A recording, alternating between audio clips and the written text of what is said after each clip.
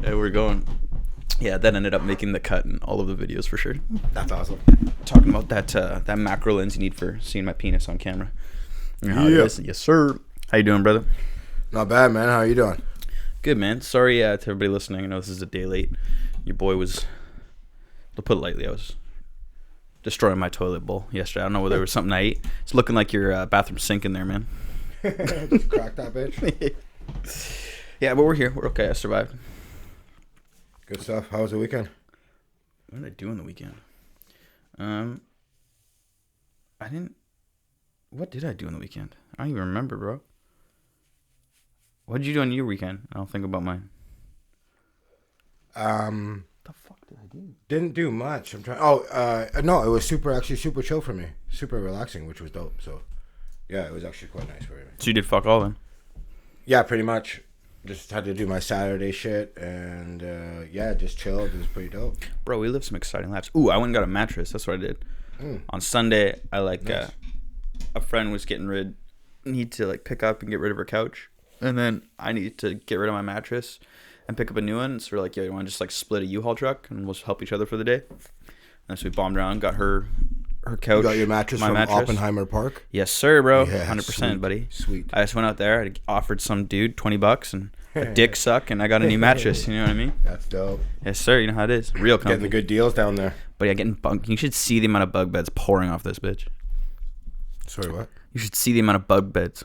Big bud beds. Bed bugs. Bed bugs pouring out of this bitch. Who's blazing here? Dude, I don't know. I've been stroked out lately. I can't talk. But that's cool. Yeah. I got a mattress probably just under a year ago. Oh, it's just great, bro. Yo, the guy I got it from, smart as fuck. So I found it there's Facebook Marketplace, right? You can Google, not Google, you can search for new mattresses, and this guy literally just advertises on Facebook Marketplace. Slightly used? Craigslist. No, brand new. So this thing is, buddy's yeah, all brand new. I direct ship from the manufacturer. And so I go meet this guy. He's got a small warehouse down on in Poco, right? Okay, yeah. And so I walk in there, seems like a little bit sus, but then I go in there, and this guy does real estate staging. So he's got shit tons of different furniture, right? On the side, he also imports mattresses direct from the Chinese manufacturers, so Sealy, Serta, all these exact same ones. But he pays $50 a pop and then sells them for $300 direct to people. Little side hustle. Yeah, fuck yeah. This guy's making really good money. So and they're all brand new, sealed in a box, rolled up by the factory thing. So all brand new. Sells other furniture too, then? Yeah, tons of stuff, dude. And we got to chit chat. Is it nice shit? The shit that you? Yeah, dude, 100%. Oh, cool. It's I got a Sealy mattress for $300, brand new, queen size, memory foam, whole bit. Okay, right off. But I got to talking with him, I'm like, so you're doing this whole thing? He's like, yeah, I want to start bringing in a lot more products and make a showroom in here. And I'm like, well, what's your plan for marketing online? He's like, social media, we need to create content. I'm like, well, I'm actually a videographer. I do real estate stuff. He's like, yo, dude, when it's in, I will totally hit you up. I'm like, yeah, sweet. Man, I work for an online business too, dope. So I know how it works. He's like, fuck yeah. Dope. So he's gonna make in one of the rooms, he's gonna set up you know how you go into IKEA. It's got a little corner that's designed like a room or a house. Oh, yeah. So you can actually see what furniture looks like. Right. So there's this one room. It's going to be 4 different corners, and then you could stage product in there for photography and stuff. Okay. But that's pretty cool. Yeah, it'd be sick. Get a mattress and some work. 100%. Nice. I gave him a little discount code to our work, and away you go. Dude was super sketched out about it. He's like, no, don't put it on my phone or my work computer. Oh, I missed the Glover fight. So did I. And I just saw the finish. So did I. But dude, didn't even know it was on, to be honest. Glover can't win a fight unless he's pretty much knocked out. Yo, man, I gotta give that guy props though, dude. He is holy fuck, man. 300 years old. I'm like, oh, Santos is gonna wreck him. Everyone thought it. I mean, I guess his good tune-up fight. He's back. Yeah. And Glover's like, fuck that shit. Yeah, dog.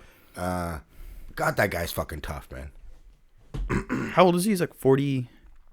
68 maybe? Dude, that's what I'm saying, bro. He's 340 something.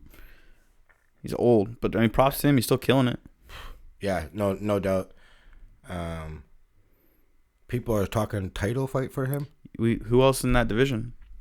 After Izzy runs through Jan, that's kind of the next fight, isn't it? Because really, who else is there? Yeah. Reyes and Thiago both give John everything he can handle. And then Glover beat one of them. Nobody will watch that though, right? What? Glover title fight. Like, no disrespect, but Yeah. I'm just saying, like, for like If you're Izzy, for numbers, or like for making money, like Glover ain't it. Sorry, like, no disrespect, right? So what do you think? Him and Jones do like a catchweight fight after then? I don't know, Because there's no one left in middleweight. There's no one in light heavyweight he really wants to fight after this loss. Yeah, I don't know, man. It's weird, right? Kind of bunk. Because originally I thought Reyes was going to win the title. I thought Thiago was going to win this fight, so that set up some interesting fights with Izzy. But they both just lost. Yeah, Izzy seems to just want to keep moving up. I don't know if you believe like the rumors, right? So I don't think from their angle, whatever. I think from a lot of these guys now, whatever fight can make them the most money. Yeah, but like obviously Izzy Jones would be ridiculous. Dude, it would be huge. But then you got, I guess, the winner of Izzy Jones fights the winner of Francis Stipe. Yeah. Right? That's how it'd have to be. Yeah, I guess so. I think John's mercs Izzy, though, especially if they do it at heavyweight. If it's a catchweight fight, it's more fair. But if he goes all the way to heavyweight, bro. I think it's going to be a catchweight. If he goes all the way to heavyweight, it's going to be fucked. So it's 2 more weight classes he has to go up? Yeah, dude.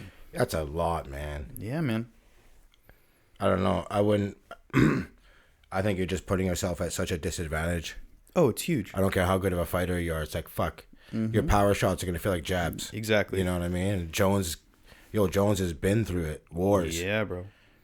And, like, he probably wouldn't hurt him more than Gustafsson. Gustafsson's got the dude. weight behind that shit. Like, and, like, John Jones will put him on the ground. Not, like, with his hands. He'll wrestle him. Like, he took down DC, bro. Yeah, Olympic wrestler. He took him down. I even was watching from their first fight. Like, his takedown defense was actually pretty legit, and that was a long time ago now. Mm-hmm. You know what I mean? But like, even if Izzy does land shots, they're not gonna hit the way that they have been hitting.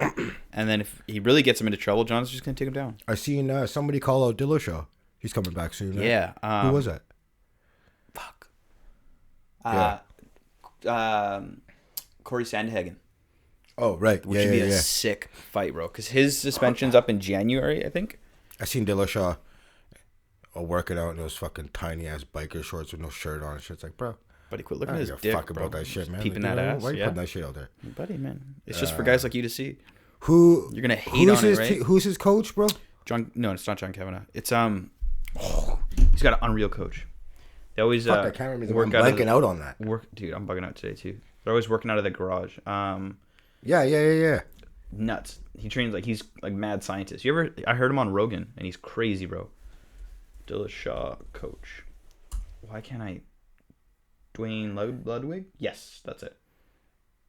Yeah. I was always a fan of his. Yep. Got a little cocky there.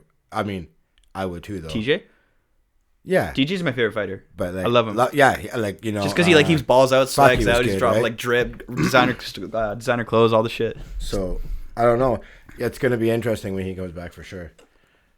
I don't know. I like the Henry Cejudo fight. I thought he was gonna run through Henry. Like straight up, I didn't think it was gonna be competitive. Comes back? I think if TJ comes back and he wins a couple fights, regains the title, he'd come back for that for sure. I think Henry coming back real soon. And then he was saying, I was listening to Schaub's Below the Belt podcast. How's that podcast? It's really good, actually. I haven't listened to it for a long time. It can be slow when there's not a lot of big fights going on. Like this week was a little slow. But he was saying that he was at a comedy show in Denver, and Henry Cejudo came through. Okay. Or it might not have been Denver. And he's like, "Hey, who you fighting next?" And he's like, "To be honest with you," he's like, "I'd fight tomorrow against." Talk to me. 145 champ.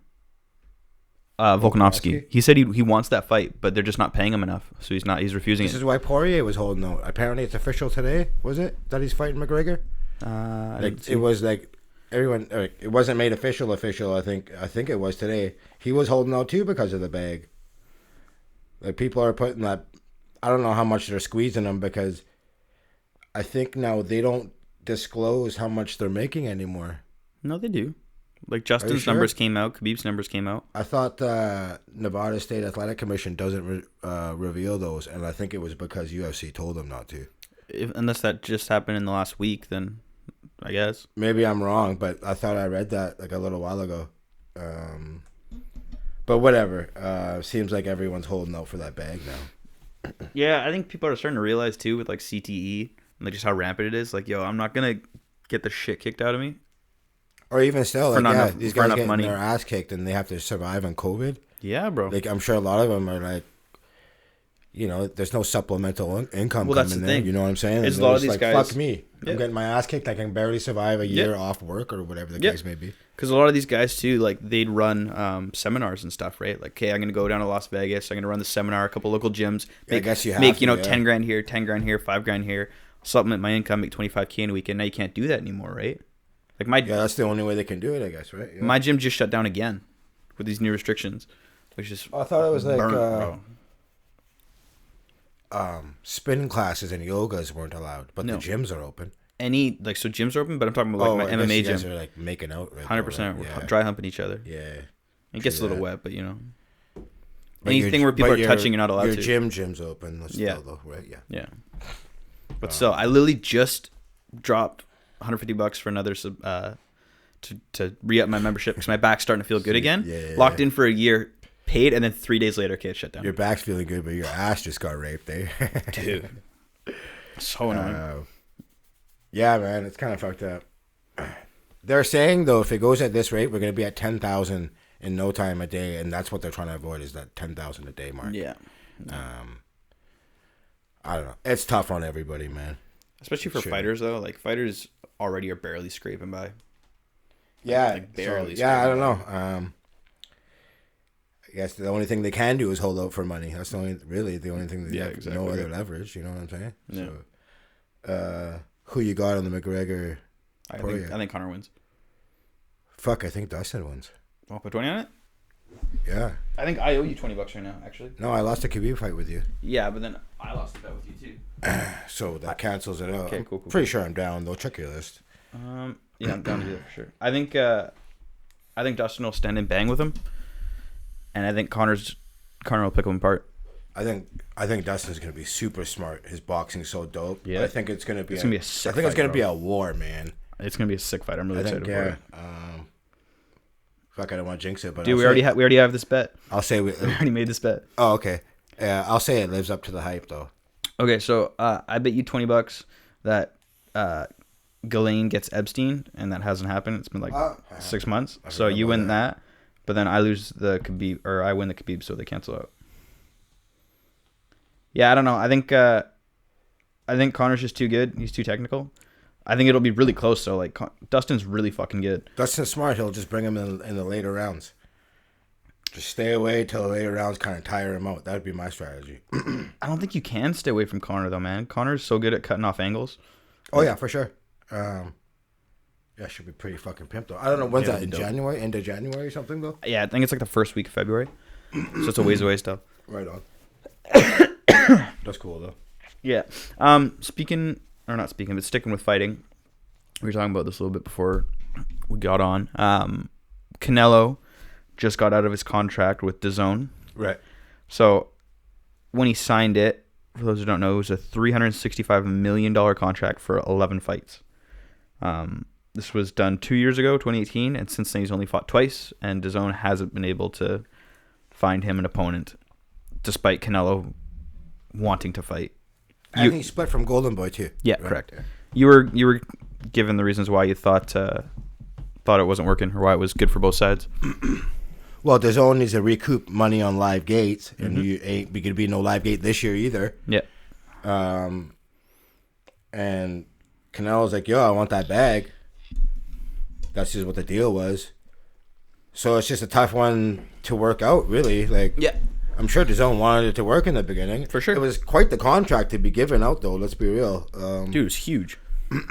So it was always a gamble in the beginning. But again, another thing that COVID ruins, couldn't foresee this, right? So But you also think too, like, okay, from DAZN's point of view, yeah, it's a big contract, but I actually think it's really smart. Like, it's 11 fights for $38 million, which means you're paying $30 million roughly per Canelo fight.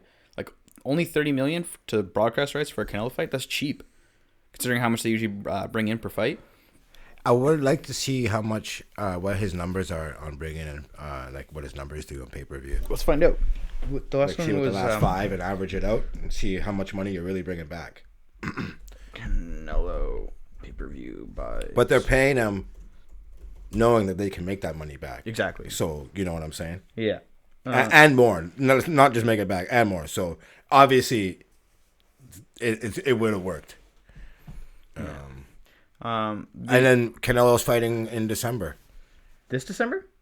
Yeah, it just got announced. Who's he Double fighting? check that. But yeah, right away, gets out of the contract, boom, makes a fight. Fuck yeah. So, Fight. Canelo to face Callum Smith. yeah, that's right. Fuck yeah, good for Canelo, man. And like, yo, Look at the after bag. that Lomachenko Lopez fight and the Gervonta Davis fight, now we got a Canelo fight. Like, fuck yeah, let's do this. Terrence Crawford fight coming up, I believe. So, not bad time for boxing. Fuck yeah. It keeps talking about his Triple G fights. Which obviously, like, that's why he why DAZN signed him to that contract. So they're doing like 1.2, 1.3 pay-per-view buys, which is huge. Professional boxing pay-per-view votes. Yeah, so him versus Golovkin, the first one was 1.3, the second one was 1.2. Him versus Chavez was $1 million. Him versus Smith, 300,000, 600,000 before that. Let's say around $1 million. Yeah, You can expect. he's putting up. I crazy numbers. bet you this one does a bit less than that. Yeah, I think so too. I think, yeah. Anything versus anything in the lower weight divisions isn't going to do as well, unfortunately. But right on. Good to see him back though. Yeah, what about Kovalev? When was that fight? That was that's when he won the belt. Yeah, it doesn't show the pay-per-view buys. What the fuck? I can't remember when he Was it not a pay-per-view? It was on DAZN. This is the first DAZN fight. So you just had to watch it on DAZN then. Yeah, okay. So I guess there's. So I guess just get the app or whatever. I already had it though. If I was DAZN, I'd still make it a pay-per-view. Yeah, the guaranteed purse for Canelo was $35 million. The guaranteed for Kovalev was $3 million. Get fucked. Well, yeah, we all know who the star is, right? You know, so, shit. Um, Good for Canelo though, man. It also like, you don't want to like. Yeah, he's 30 years old and he's Kovalev's not bringing much to the table, right? No. Like, they're all coming. Everybody's watching because of Canelo. Yeah, but going back to the contract thing, why it's important for him to get out of this is he's 30 years old. So, like, you're still in the prime of your career, but you're now approaching the back half of your career. So, you got to get the bag while you can. So, good for Canelo for forcing his way out of it. It's going to be interesting to see how much he makes off this next fight. Mm-hmm. I've never even heard of Callum Smith, so, you know what I mean? I don't think it's going to be too much trouble. But Canelo's, like, super good, though. Like, the one fight I wish would have happened a few years later in his life was the Mayweather one, for sure. He was just way too young. Mm-hmm. And Mayweather knew that. That's why he fought him then. Fuck yes. Mayweather ain't dumb. Faces Smith is 27-0 with 19 KOs. What's the betting line on it? Smith v. Canelo betting odds. Minus 350 Canelo. What are you? Why is that showing that?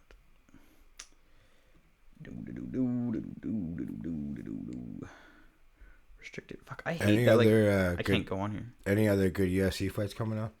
Not really. Canelo's a minus 227 favorite, which isn't huge, man.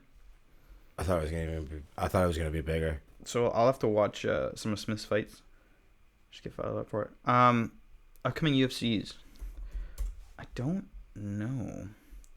Next one. Oh, Felder stepped in to fight Dos Anjos on 5 days' notice, which is sick. Yeah. Shout out to Paul Felder, friend of the show.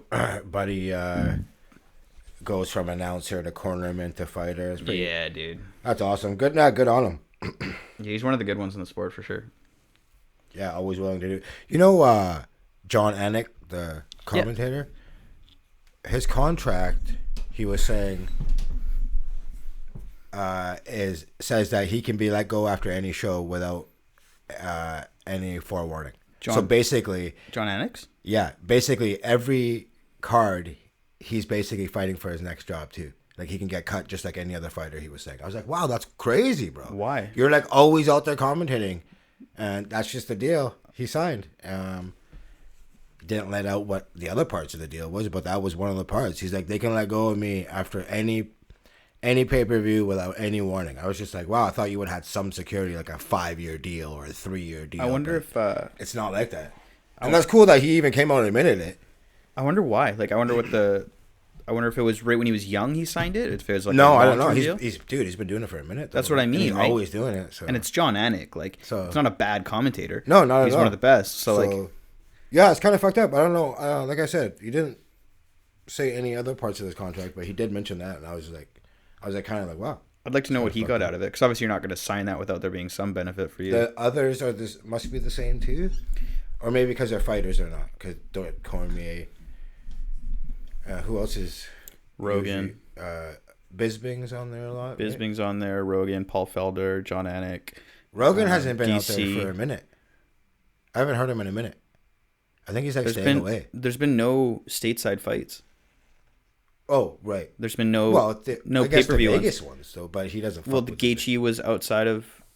Yeah, but they do them at the Apex too, right? Yeah, but like the last pay-per-view have all been on Fight Island, right? Like Gaethje, Khabib, Izzy was on Fight Island. The one before that was on Fight Island. I guess they're gonna have to keep this island thing going for another year. Yeah. Seems like it's not even an island. That shit pissed me off so much when I first found out about it. And then you see this thing getting built on the beach too. Yes, but it's just for promotion. It's just promotion, but still, that's sick. Like the weigh-ins are there. Yeah, and then, or whatever. Jorge Masvidal throwing punches with the sunset behind him on the beach. Whew. Yeah, pretty dope. After that, the next fight card, which is 255, which is in 2 weeks. Figueiredo versus Alex Perez is the main event. It was supposed to be Garbrandt, right? Yeah, and then Shevchenko versus Jennifer Maia. Yeah, there's no one good on this card, bro. That sucks. I was really excited for Garbrandt to fight. Really excited, actually. Yeah, looking real good. Yeah, right. So, whatever. I don't know. I don't really give a fuck about either. Only a matter of time before him and Dillashaw throw down. Yeah, that's what I really want to see. So that would be dope. Yeah, Shevchenko's gonna run through this girl. I think Figueiredo's probably gonna beat Alex Perez. I know he's good. I've seen him a couple times, but Figueiredo's a monster.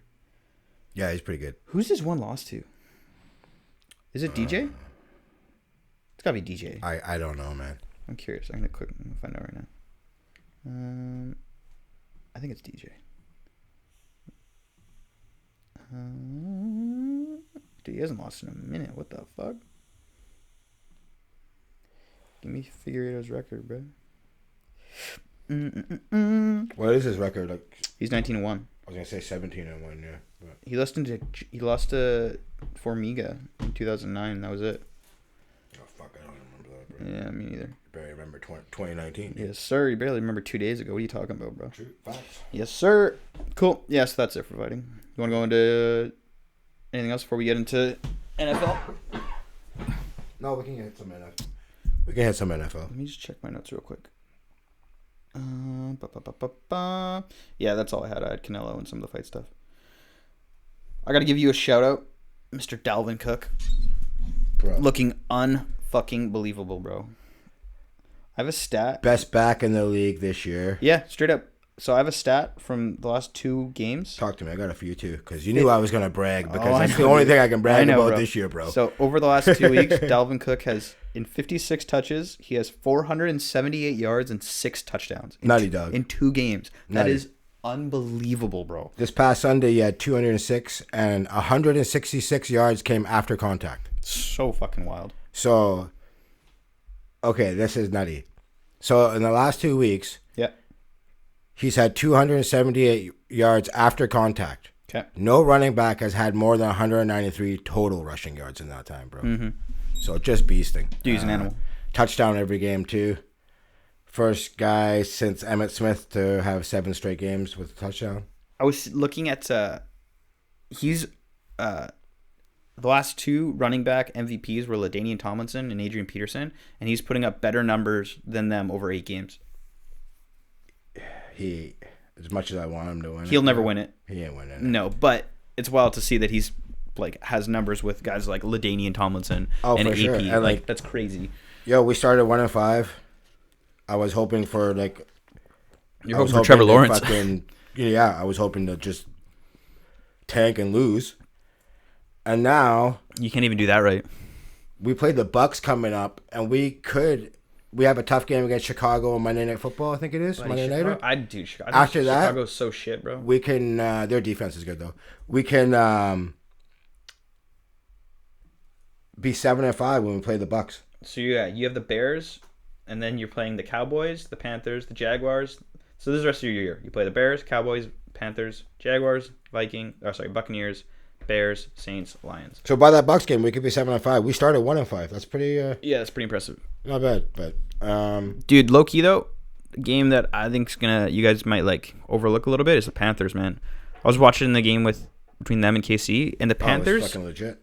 The Panthers, low key, are like very easily could be like 4-3 right now, or very easily could be. You know what I mean? Like I called them out when they were 2-2 on this podcast, saying how good they were playing. People might have been like, I don't know what you're talking about. They're only 2-2. Yeah. And I think now people are starting to understand how good they are. Matt Rule is the truth for a head coach. I think players are actually buying in. I think it's like Arizona last year, minus having Kyler Murray, where it takes a year for people to buy in to the coach and him to implement his system. But they're showing signs of really good play, and they're competing with some of the best teams in the league. And I think next year they're going to be really, really good. Like, really, really good. Speaking of Kyler, you want to talk about that Dolphins? Dude, that was one of the more fun games I've watched in a long time. Probably, in my opinion, I think it was the best game of the year, I think. Yeah, it was really, really good. That Seattle Patriots was dope. That came down to, like, the last play, I remember. But I think it's whatever. It's up there for sure. Yeah. The excitement. Tua looks legit, bro. He looks really, really legit. Yeah, you have stats? I think he's gonna be. I've been high on this guy since I've seen him. He's not like the fastest guy out there, but he's got pinpoint accuracy. Dude, he's really accurate with the ball. And he doesn't make bad decisions. Let him get a little bit of the playbook and then slowly open it up. Sure, but like compared to last week, he looked way better. Oh, 100%. Night and day. He threw 2 touchdowns, 250 yards. Yeah, completed 71% of his passes. Looked really good. And Kyler, his feet are phenomenal. He man. Runs so weird. I heard someone say that he runs like a toddler who stole a toy, and I can't get that out of my head now. All these old players say, and it's so true. His feet are exactly like Barry Sanders. Even Spielman, who played with Barry Sanders, said on the radio today that it's the closest thing to Barry Sanders, and that's like super compliment. So, yeah, I'll have to go back and watch Barry Sanders. And his arm is ridiculous. I watched this game twice. Did you? Yeah, it's fucking. Yeah, it was a really good game. Kyler finished with 283, 3 touchdowns, a rushing touchdown, had over 100 yards rushing on 11 carries. Miami 4 straight now they've won. Yep. So Flores got them playing real good. They started this game just like last week with a defensive fumble touchdown to strip Murray. Yeah. Only downside I gotta say with Murray is I hate how he holds the ball so low when he runs. I mean that's just nitpicking, but you think he's gonna get? What's gonna? Well, that's how the ball got knocked out today. You know, but I mean, like I said, I'm just nitpicking. The guy's fucking phenomenal. There's a reason he always has a screen ever since the season started. He gets a TV screen with me for sure. 100%. He's just so electric. And the difference between him and Lamar is he can stand in the pocket and make correct, accurate throws. Here's the thing. Last season, yep, Lamar had the second most touchdown passes from standing in the pocket behind Russell Wilson. So he can throw it, but we don't see it this year. No. It's crazy. Like, you would have not think that this year. You wouldn't have thought that stat. Like, I just remember that stat from last year because I didn't even know that's crazy. But like, and you're not seeing that this year at all. No. He was on the Rich Eisen's show, and he said that defenses are calling out their plays. And we had a talk on this show a little while ago where I was saying Brandon Marshall was calling out Greg Roman, the offensive coordinator. Wasn't putting it on Lamar. He was like, yo, it's too predictable. Well, Lamar's on Rich Eisen's show saying defenses are calling out their play when they're ready to run the play. Like, they already know what's coming. So, like, that's on the OC. Yeah, that's 100% OC. So, you know what I mean? You look at, like, teams like the Chiefs, and you look at teams like the Chiefs, and they'll set up in a formation, and then run two different. Pat Mahomes went motion. Yeah, that's what I mean. They'll run two. I've never seen that in my life. So like they'll run a formation, and as a defensive back, usually when a team sets up in a formation, you're like, okay, it's one of 5 plays typically. Andy Reid will feint like it's one, feint like it's a second, and then run a third. You know what I mean? So it's like he'll do 2 different feints where Pat Mahomes fake. That's hands Andy off. Reid though. You know what I mean? Like. You know, I hear you. No, but like that's the standard, right? Teams have to hold themselves to the standard of the best person in the league, and if you can't even come close, like defenses are getting so good, bro. You can't be predictable. I don't know. It's gonna be tough for Lamar if they keep playing like this. Like, yo, they played the Colts this past weekend. They had 55 yards in the first half. Total offense. Rough. No, they came back and won. Bro, you see Phillip Rivers falling on his ass. So weak, bro. Looking like a turtle trying to stick his hands and feet up. So weak. And yo, that wasn't an interception. Did you see that? Yeah, I did. That was not an interception. I don't know how they call that a pick. Yeah. If a receiver did that, they would call it not a catch. Yeah, 100%. So I don't know how the fuck Peters gets that call. But yeah, so I don't know, 55 yards in the first half, and like I know Indy's D's like top 5.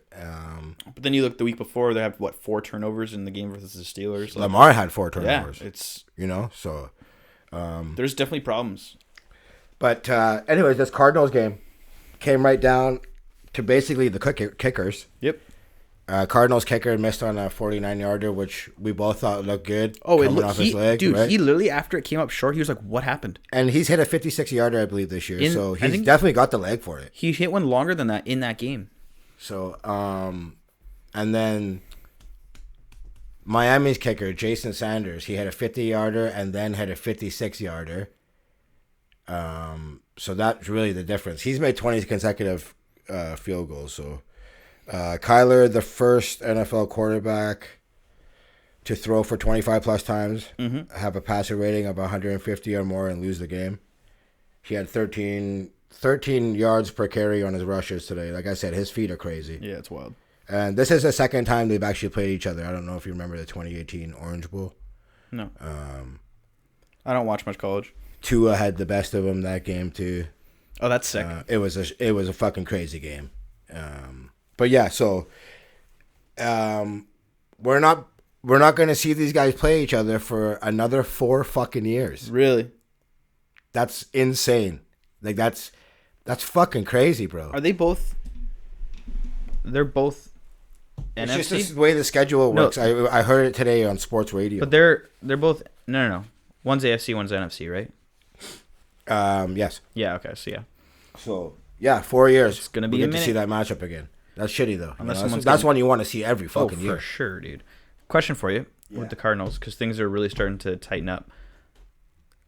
NFC West, you've got Seahawks, Cardinals, Rams, 49ers. Who's making it to the playoffs in that division? 3 out of the 4 teams, I think. Yeah. So who's the 4th team out? You think the Niners? Yeah, Niners ain't making it. Because I want to. Let me see current playoff bracket. But yeah, legit. I want to see exactly who's in. Legit, they could. 3 out of the 4 could make it for sure. Yeah, it looks really, really good. Okay, as of right now. Oh, that's from last year. I want 2021 current playoff seeding. I had the seedings before last week, but I had to delete them because they're different. I didn't look them up again this week. I want to see as if it was. We're going into the playoffs right now. Like I know Seattle would have the bye. There's only one bye, right? Yeah. Why? Or no, would it be New Orleans? They both got the same records. NFC versus NFC. Oh, wait. Yo, oh, wait. So does Green Bay. Green Bay 6-2, too. This is the most ridiculous website. Playoff Predictor. You suck. This is so hard to read. Did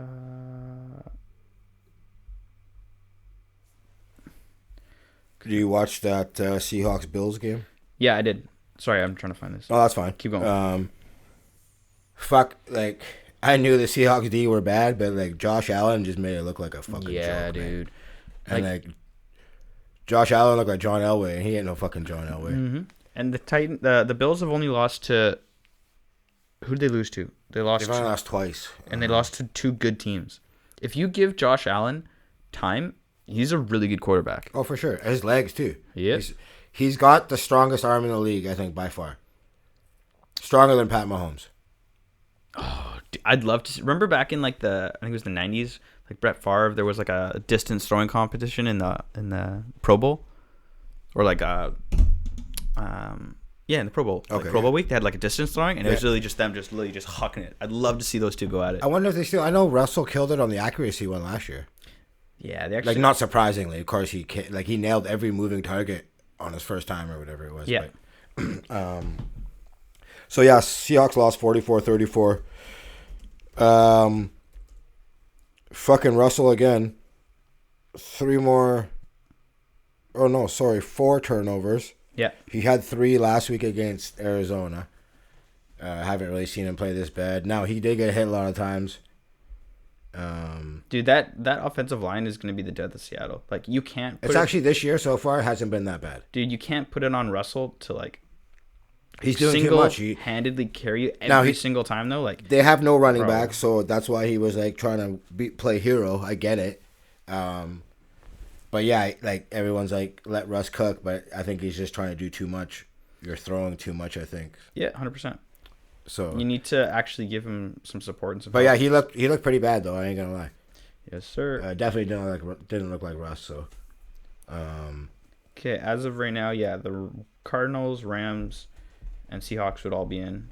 So it'd be in the NFC right now. It'd be Saints are the 1 seed, Seahawks, Packers, Eagles, Buccaneers, Rams, Cards, and then the AFC currently it would be Steelers, Chiefs, Bills, Titans, Ravens, Colts, Dolphins. I don't see any upsets happening with that at all. Just in the first round. Right now, if I'm not mistaken, I think New Orleans would have to go play in Philadelphia. No, they're the 1 seed right now. The Saints are because they just beat the Bucks. They've beat the Bucks twice now, so the Bucks can't win the division. Yeah, I know that. I'm saying Philadelphia because whoever wins that East gets a home game. Yeah, so I think the Bucks would go play. The Bucks would go play in the Eagles right now. Which I'd still take the Bucks. I think the Bucks would smoke them. Oh, Tom can win in Philadelphia for sure. Oh, for sure, dude. I don't know. Did you see that last game, though? Let's finish the Seahawks, and we'll get to yeah, okay, game. Sorry. I'm getting sidetracked. Jamal Adams, I thought, looked good coming back. He wasn't spectacular. He looked good. I had said last week that I think the Seahawks are the second best team in the league. I thought their defense would play better than allowing 44 points. I know Josh Allen is good, but he's not that good. Yeah, I thought it was a little bit embarrassing, like you said. Oh, it was. It was like a minute and a half in the game, you're down, and they're down 14 anytime points. you remotely got like within a sniffing distance, Russell was turning it over, or the Buffalo just came right back down the field, and it was like playing catch in the park, man. So I keep forgetting his name. Not Stephon Diggs, the number 2 receiver for Buffalo. Josh Brown, really good. Josh Brown. I was really impressed with him all game. And they have another guy here too, number 13. Fuck, I can't remember his name right now. But yeah, and they got Cole Beasley. Like, they got good receivers. Yep. The Bills are legit, man. Real legit. Diggs was the difference maker coming in there, taking over the wide receiver one. Mm-hmm. They got deep ball. They got tough over the middle guys. Like, they have it all. So they have one of their quarterbacks, dual threat quarterback. Yeah. Their defense isn't as good as last couple of years, which maybe it'll get better. I love the coaching staff. So hopefully, if they can tighten it up by the end of the season, they're legitimate Super Bowl contenders. Their offense is that good. Oh, I think so. Like, I think I had them winning their division this year. Yeah, for sure they are. Although the Dolphins, but I guess it's gonna be Miami's fucking from here on out. Starting next year, maybe it might be Miami's division. But even this year, if Miami keeps on a roll, yeah, it's gonna be. They'll give them a fight for sure. Because I think the Miami Dolphins have a pretty good schedule going forward. Yeah, it's pretty easy. If I remember correctly, they have the third easiest or something like that. I might be way off here, but no, it's super easy schedule. They got one or two hard games, but yeah, it's super easy schedule. Okay, yeah, dude. That's why they put Tua in. Yo, holy shit. Okay, they're playing the Chargers, then the Broncos, then the Jets, then the Bengals. They play the Chiefs, but then the Patriots, the Raiders, Bills. Dude, that Bills game might determine who wins the division at the end of the year. That'll be an unreal game. I'm really excited for that. It's dope to see like we've talked about this a couple times. I love seeing changing of the guard. Obviously the Patriots. I'm not a Patriots hater, but I like it when teams who historically haven't done well are actually looking like they're in a good position. For sure. You know what I mean? It's, the Dolphins. It's dope. They haven't been anything since Dan Marino basically. The Bengals have been mediocre to shit, forever, and now they're actually looking. They're looking like the Dolphins and the Cardinals of last year, where there was a lot of good things to like. They got to fix that O-line. But this isn't the season. Next year though, if they make some good O-line additions this year, I think they could actually be really dangerous. Although their division's stacked, which is tough. Yeah, I think they're a couple years away. It's going to be painful for Burrows, but Big Ben's not going to be around much longer. No. But again, Mike Tomlin, look at what he did with Mason Rudolph right last year. Mike Tomlin, they're one of the most stable franchises in the yeah. league, so they're gonna be fine once Ben goes. You see that Mike Tomlin? I saw the stat. He's coached 14 years. Yeah. And every single year, his team's been above 500. Yeah. Fucking wild. Yeah. So model of consistency. Mm-hmm. So yeah, no. He doesn't get enough credit, man. Even I last year, when we were doing this pod, I talked a little bit of not shit, but I was just yeah, I think Pittsburgh could have done better and kind of beat up a little bit on Mike Tomlin. He's so consistent. Oh yeah, I've always been a fan of him. I think he's done a great job. Humble guy too. Yeah. Super respectful. I love listening to his press conferences, but yeah, man. Good franchises. You're stable from the top down, and they're definitely one of those teams. So we're halfway through the season at this point. Who's your biggest who's the biggest surprise for you, and who's the biggest disappointment so far?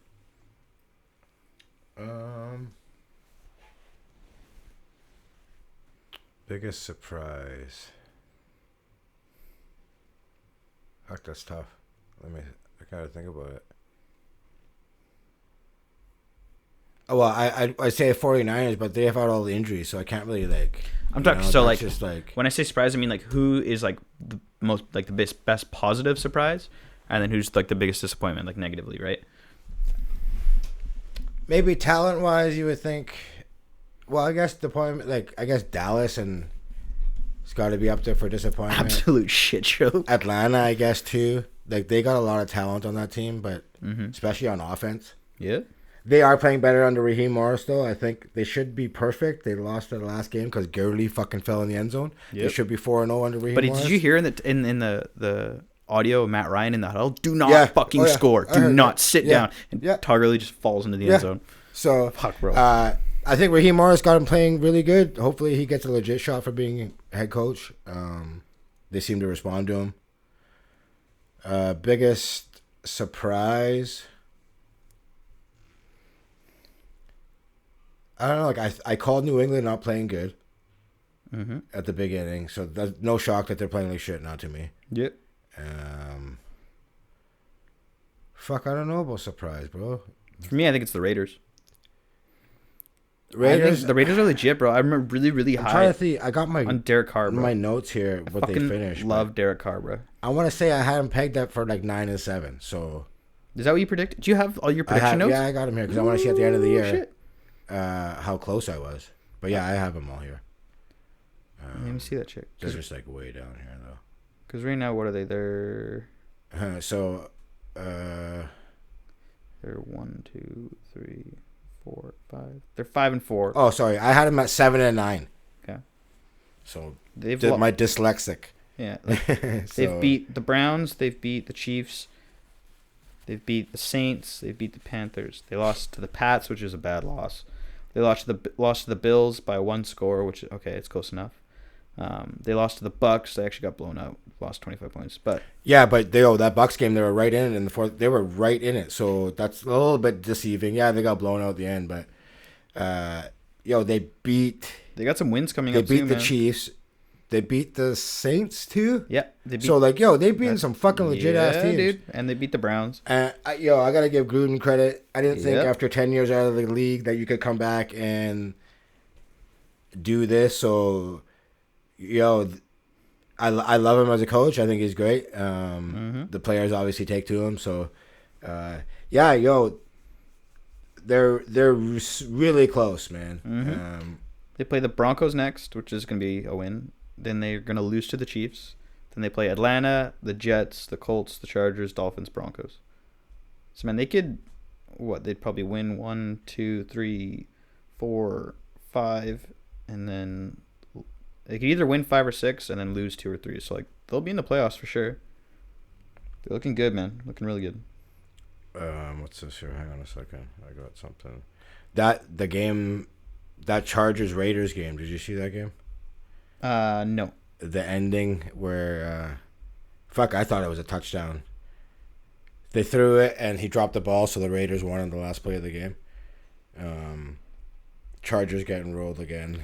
But it's the most Chargers shit in the world. They've had it pretty rough, I ain't gonna lie. It's almost like, god damn. I think, out of all the quarterbacks I watch, I think I like Herbert the best. Out of all the rookies? Yeah. Do you think he wins? I think right now he's in the lead for offensive rookie of the year. Yeah, he's up there. He's the best quarterback, I think, against the blitz this year too, which is crazy. You wouldn't think a rookie would be that good, but just in general. Sorry, like among all quarterbacks, he's the best. Yeah, I think you just meant rookie. Really, against impressive. Yeah, against all quarterbacks. Yeah.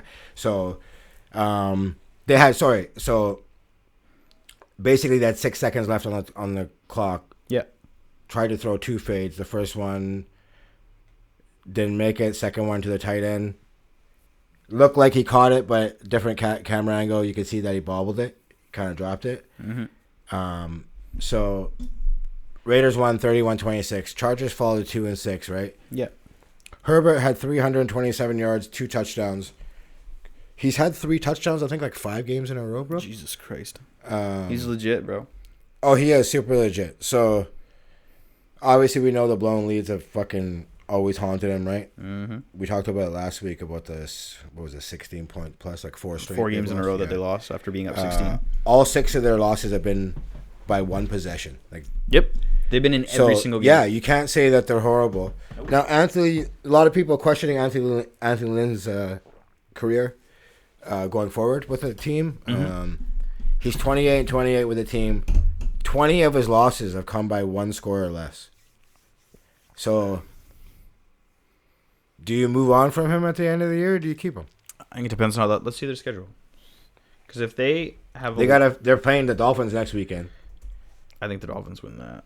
I think so too. Okay, they play the Dolphins, which in my opinion is a loss. They play the Jets, which is a win. Play the Bills, which is a loss. And they play the Pats, which is a win. So they're 2-2. Then they play Falcons, win. Raiders, loss.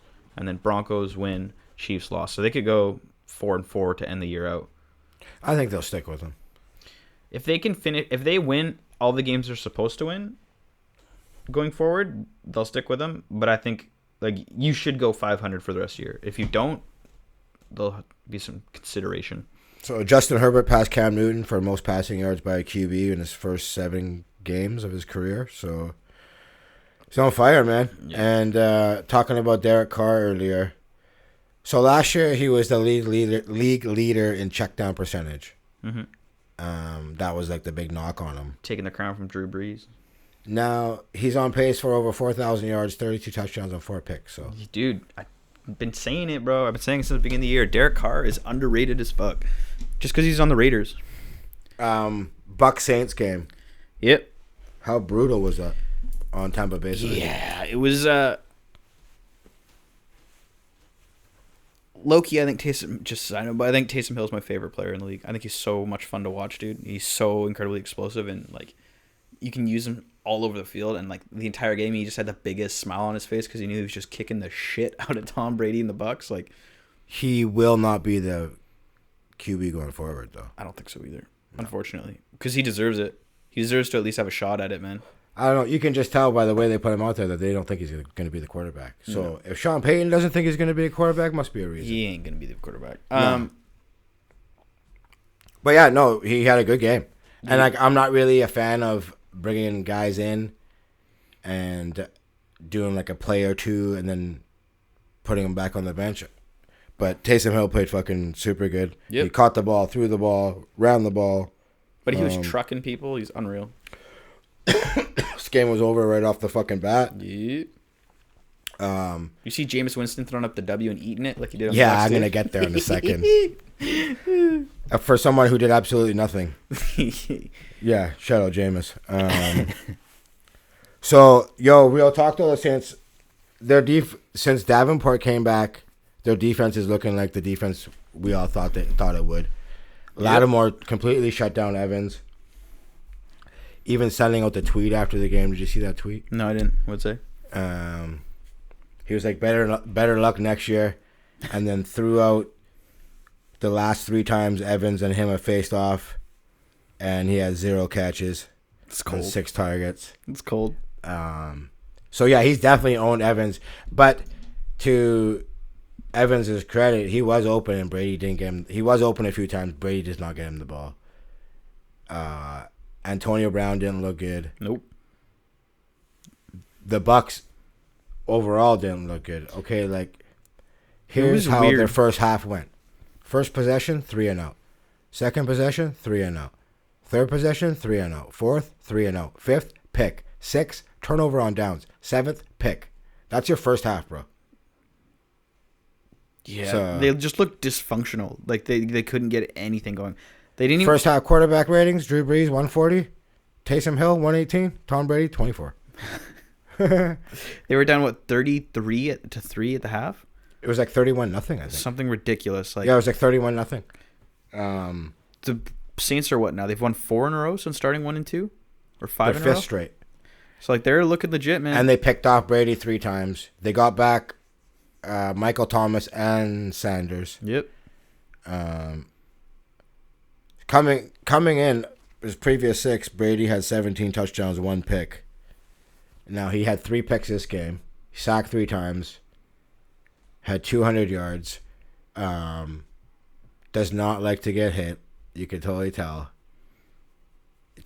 There was one Saints, obviously, there's some teams that you're just not going to match up. They got him in the first game. They beat him by double digits. They whooped them this time. Yeah. Everyone thought the Bucs were going to win, including me. Yeah, 100.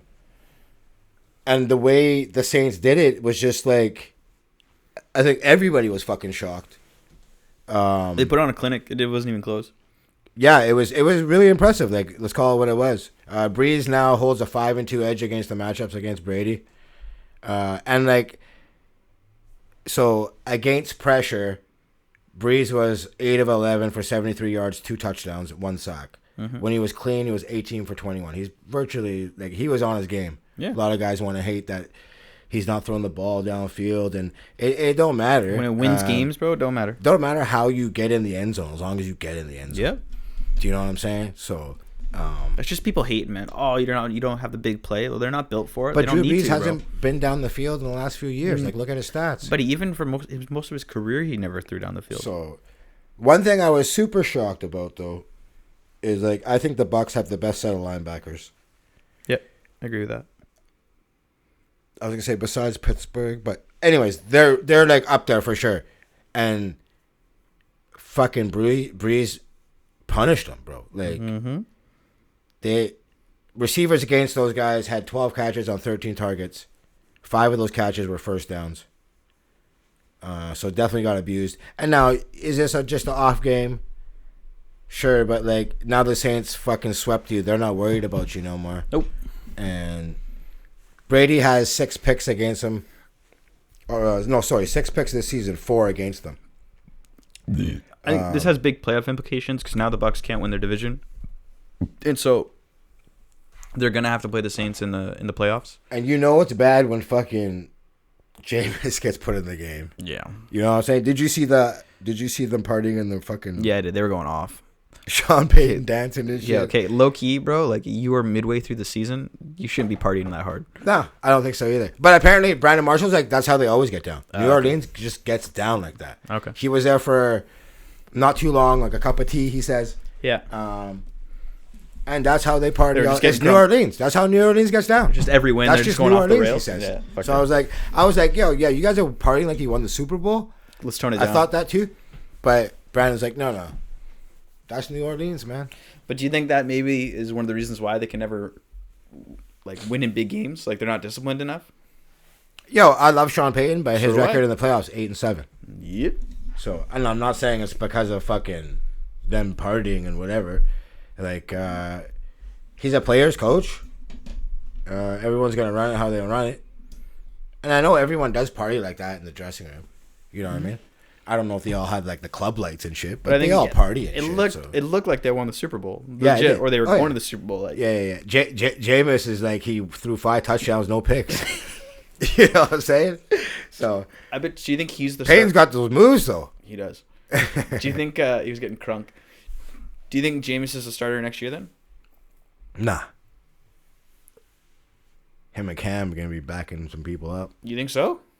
So then, okay. So if the Saints move on from Brees, this is actually his last season. Which if he keeps playing at this level, he's gotten the contract for 1 more year. I'm not buying that it's his last year. Not if he's playing at this level. But say they're just getting it turned around. They're gonna be fucking smoking now, man. But say ideal world, Saints make another playoff run.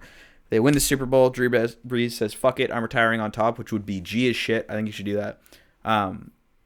Who's your starting QB next September? First off, he's not winning the Super Bowl. I'm just saying, ideal world. I'm not saying it's gonna happen. But my picks for the Super Bowl aren't looking good. I don't know who their quarterback. Maybe it would be Jameis. It's not Taysom. I know that for sure. I think it would be Jameis, bro. I was big on Jameis, man. Yeah, who else do they have on the roster? They're not gonna. I assume they're gonna play great, so they're not gonna be able to draft high. So yeah. I guess it would be Jameis, right? Because for me, like watching Jameis play last year, I was big upping him. I was like, this is a guy who threw for 5,000 yards, can make the big plays when it matters, but just throws a shit ton of picks. And that for me is just, sorry to interrupt, but that for me is decision making, and I think decision making is a fixable thing. It's something you can coach. You can't coach being clutch in big moments, and Jameis has shown signs of that. Like I say, he needs to improve his decision making, which I think he can do. And Sean Payton, I think, is the guy to do it. Sean Payton, quarterback guru for sure. Yeah, I think he'd be really good, man. Here's the thing with the Bucs thing that really kind of pisses me off. With the Bucs? It's like with the Bucs, yeah. You gotta answer my question still. Oh, sorry. What was the question? Sorry, bro. Who's gonna be the starting QB? Oh, I said Jameis. Oh, you think Jameis? Okay. Yeah, because they have nobody else on the roster. They're not gonna draft like high. Nope. So it has to be Jameis by default, right? So with the Bucs, you have 2 Pro Bowl wide receivers, Evans and Godwin. Scotty Miller's playing really good too. And then you bring in Brown, which we said on the podcast last week. I said, I'm like, you get paid off your performance, right? So if you're not catching balls, whether it's a contract year or whatever. Now, we all know wide receivers are the biggest divas in the league, right? Yeah. Even if it's not a contract year, they want theirs. Mm-hmm. You know what I'm saying? So, look what Jameis did with these 2 receivers last year. Especially when you were lighting it up, bro. You have 2 Ferraris, okay? Yep. Evans and Godwin. You got 2 fucking Ferraris. But you don't have the keys to start the engine, and they're just sitting in the garage all year, bro, with Tom Brady. They're just sitting there. They want to fucking go. And, okay. Fucking Bruce Arians, his slogan is no risk it, no biscuit, right? That's his saying. That's how he does his offense. You fucking sling that shit. Yeah. That's not no risk it, no biscuit this year, bro. No, dude. So like, I don't know. It's like even with Brown, I think it's just gonna create some tension. It is, and like people like I hear on sports talk, they're like, Arians asked the wide receivers before the AB trade. They're like, you know, how do you feel? And they're like 80%, 85%, 90%. Right? Was like the feedback on the receivers. So he's like, that's why we went and got AB. But like, this is the NFL. Everyone's 80, 90%. Yep. Like, tell me what team that isn't. Yep. One thing that I think just watching Tom Brady in this game that kind of pissed me off is I think Tom's been throwing a lot to Gronkowski in key situations. In situations where normally it was Evans and Godwin getting the ball. And Gronk, at least it looked like to me this last game and the games I've seen, he's been dropping balls, dude. Yeah, he dropped a touchdown. He's been, but like it seems like consistently he's dropping balls. He looked. I'll give him credit. He's looked way better these last few weeks.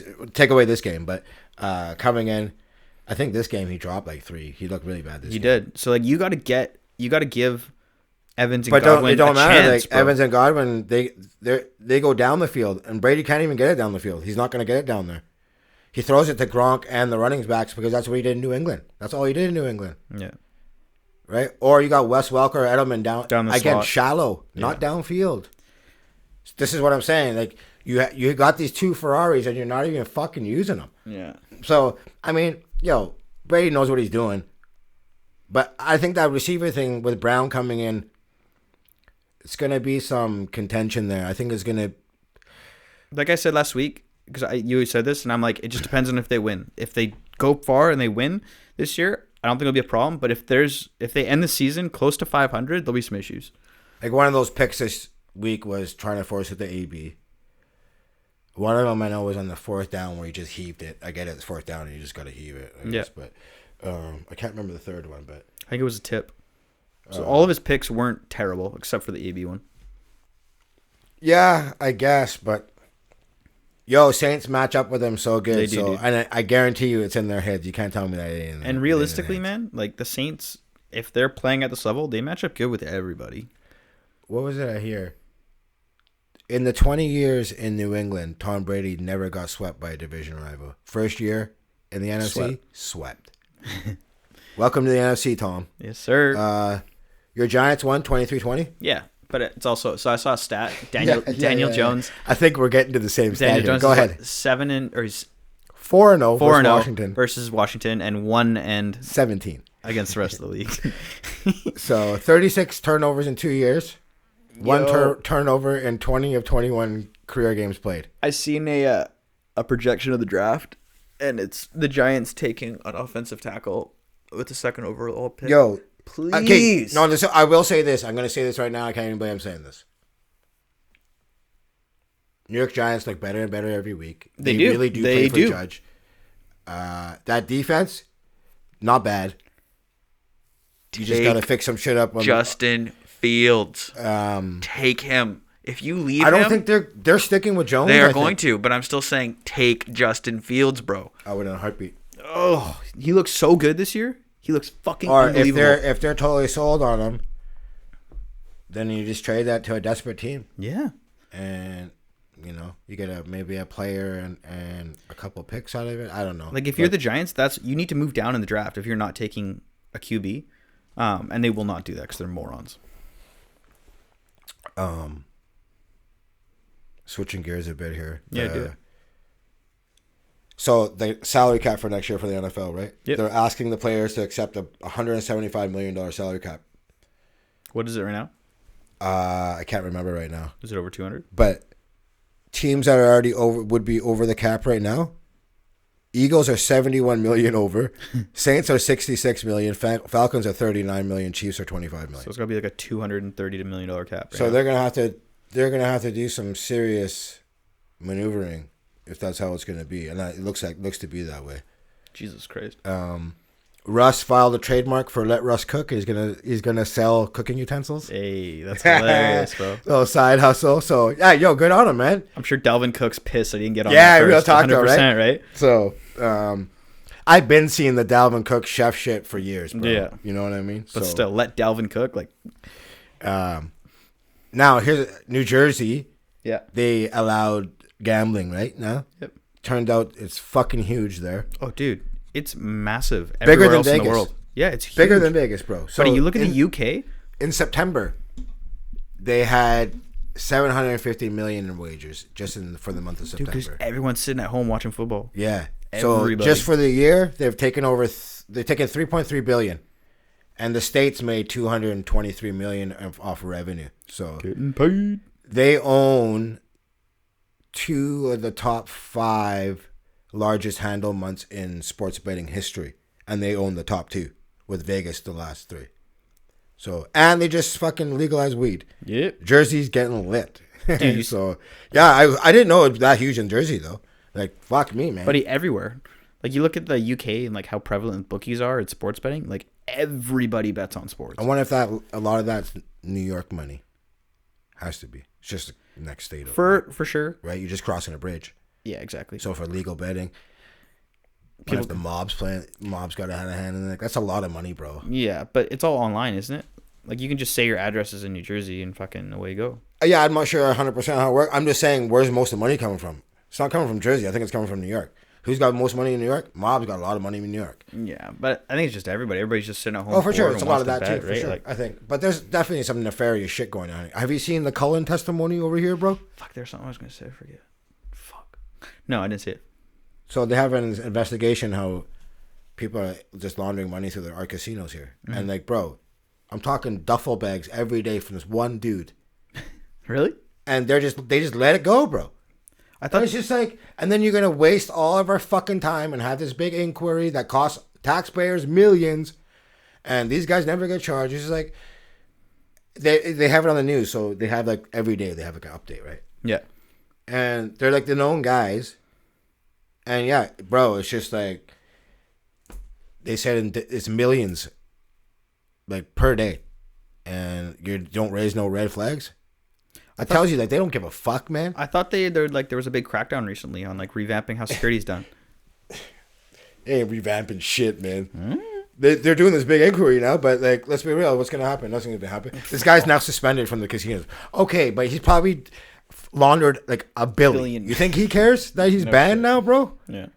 He got his. And you don't think someone else is doing it for him? I was going to say, he's just got to ring people, man. For sure. Yeah. So they can have these inquiries to look good, but end of the day, they just want their dough, bro, right? Yes, sir. You got anything else you want to talk about? Any other sports stuff? I'm good on sports stuff. Yeah, the Raps, bro. So, home games might not be able to play in Toronto. I've seen that. There's a bunch of teams that offered to hold or host. Louisville, I guess, is one of them. Now, it just came out a couple of days ago. They're talking with the NBA to try and keep him in Toronto, but I don't know if that's going to work because, like, the Blue Jays had to move their games. Their soccer team, Toronto FC, had to move their games. Yeah. So, don't look like they're going to allow it. But now, sticking with Toronto, did you see Fred VanVleet today? Yeah, he said that he cashed out and he just wants to get his bag. So he's trying to get paid. Which, shout out to him, man. You won your chip. Fucking go do what you got to do. Yeah, for sure. No hate on that front. Oh, definitely not. Now, a lot of teams in the mix for him, for sure. Toronto, obviously, I think, is probably the front runner still. For sure. And I heard the Knicks are thinking about going after him, too. Yeah, here's the thing, right? Pistons, too. The two teams that have the most cap, Atlanta and New York Knicks. So, I think Raptors can offer something like 4-year, $85 million. Mm-hmm. I think that would be enough for him to stay. After next year, it's his team. Lowry's done after next year, right? I guess so. So it's all up to him. You want to go to New York and never win again? And I wouldn't even, like, if you do, cool. Blame him, dude. You get a bag and you get to live in one of the best cities in the world. I was gonna say, that's you know how dope. much like money you make on the side being in New York. I mean? So, and I don't even know if, like, money's that important to him. Like, I think that's enough money for him. Like, you know what I'm saying? So, and, like, let's be real. He came in the league undrafted. Yep. You averaged 17.6, 6.5 assists, 2 steals, almost 4 boards this past year. Shot 39% from threes, which is great. And also, he registered a league best 4.2 deflections per game in the regular season. So he brings it on the defensive end. And even just like those stats, like they're solid stats and numbers to put up. But the big thing is how he performs in the clutch. You look at the championship run. Oh, he was and integral. He was a massive part of it. He even got a Finals MVP vote from one of the guys. He was huge, man. And I think that's really what it was. It's not purely numbers, but the numbers do play a big part. I just want to feel my value reciprocated from the other end. He's like, teams can tell you your value all they want to, but until they show you numbers, then you know what it means. And that's totally true. Like, fuck all the talking. Give me the bag. And the thing is, if he goes to New York, like, that's his team.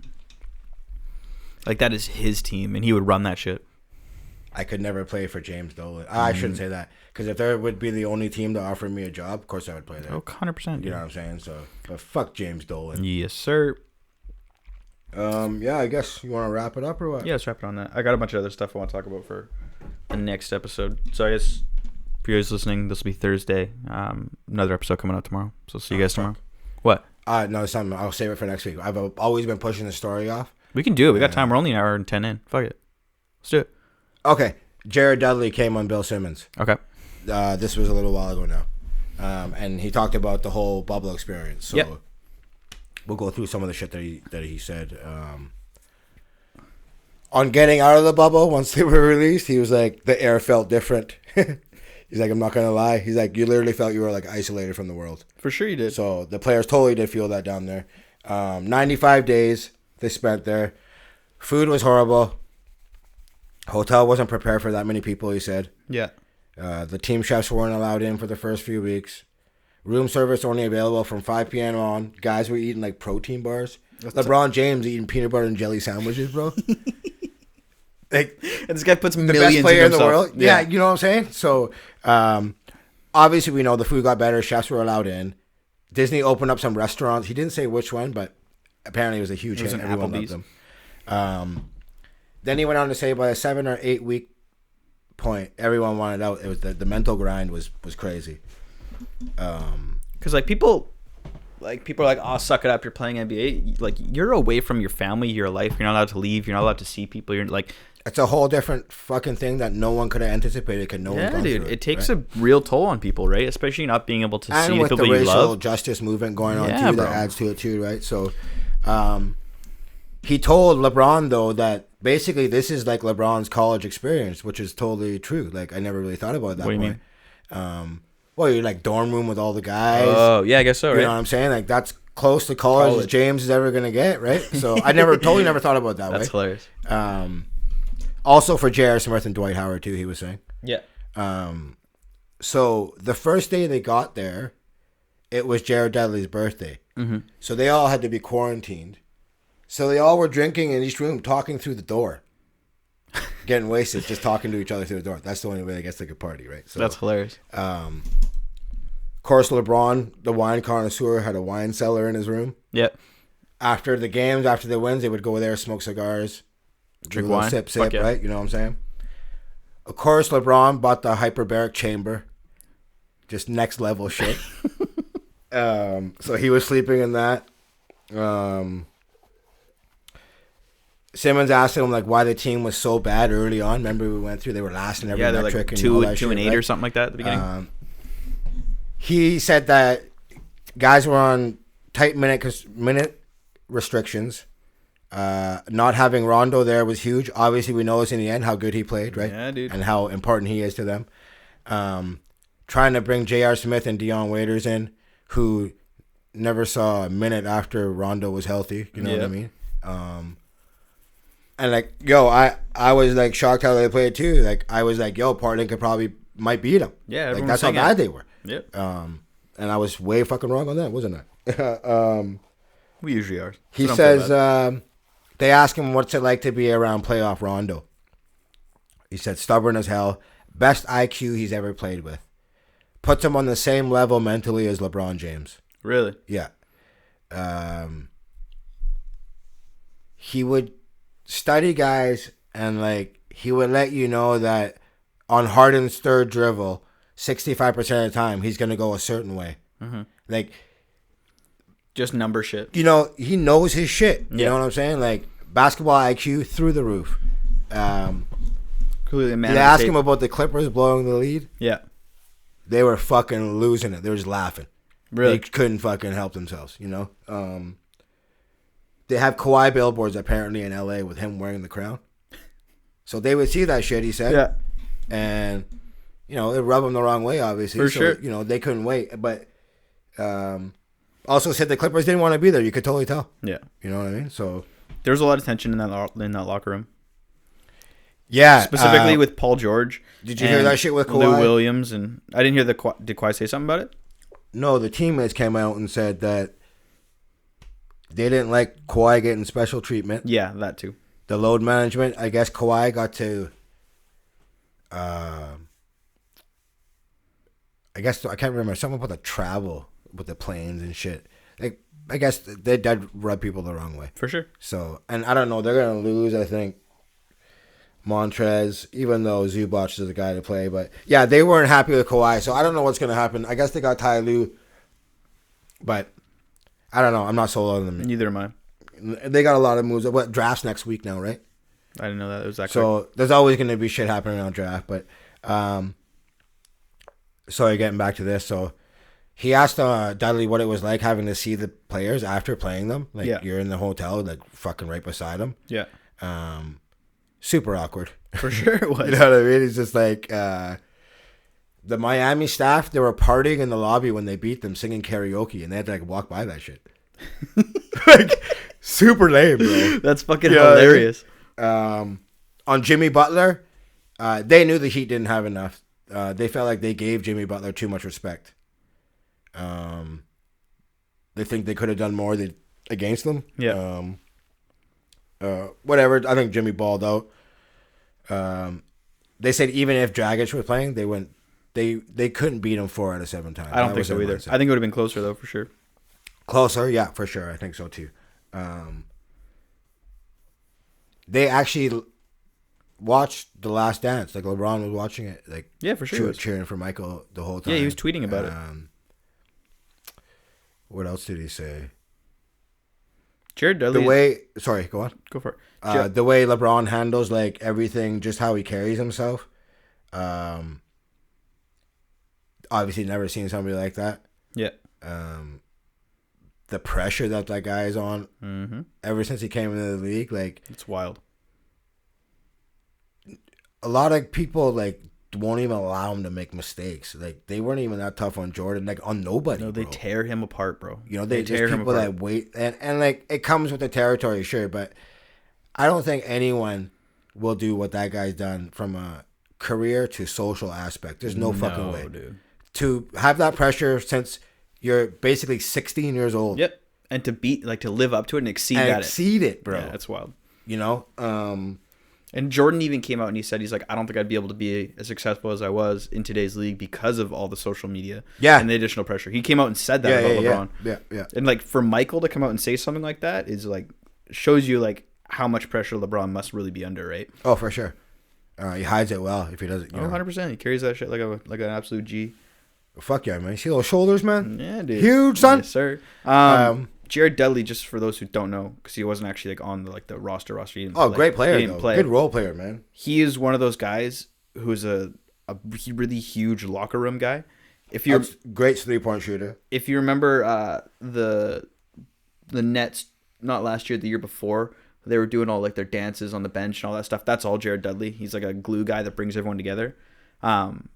And he even came out in an interview before the playoffs, and they were talking to him like, are you upset about not getting minutes? Because he obviously wasn't playing very much even in the regular season. And he's like, I don't get brought in for minutes. He's like, when I need to shoot and I'm put in that position, I can execute and I can hit shots. He's like, but my job is in the locker room. And I know my role. I know that's what I'm brought in for, and that's what I fucking invest 100%. Like, everyone on that team knows He's such a role. Lovable guy, bro. Jared Dudley's a sweetheart. Everybody loves him. They asked him about LeBron's prep, and he said the way he's never seen someone prep their body the way LeBron does. Yeah. And for him, in his career, Steve Nash was a big one. He said to turn him around and like implement a new diet, like training, to actually take things seriously, like strength coach. I guess. They asked him why LeBron doesn't get the calls, and basically they said the same thing as Shaquille O'Neal, like same reason why he didn't get the call. He's so big that just because you're so big, you're just not going to get those calls, which is kind of shitty. But what else did they talk about here? There'll be so much dope stuff that comes out like from the bubble. There'll be so much good shit. 'Cause they're filming in there the entire time. Like, well, yeah, okay, it gets here. Okay, he says that he wants the refs mic'd up. You know how we could hear the refs, right? Yeah. So there was a call on Houston when they called the foul on LeBron, and then they changed it after LeBron yelled at him, and he's like, "I've never seen this before." The ref's like, "I know it was wrong, but he already made the call."